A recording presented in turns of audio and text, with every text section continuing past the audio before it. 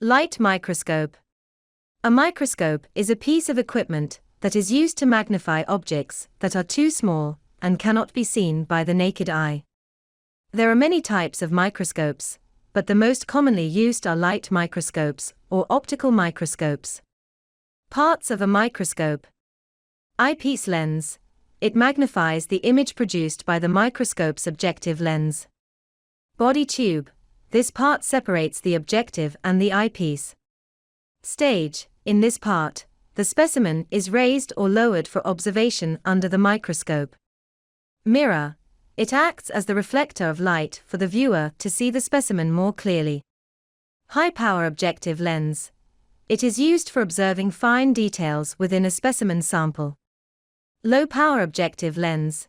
It can be used for viewing prepared specimens on slides. Rough focusing knob.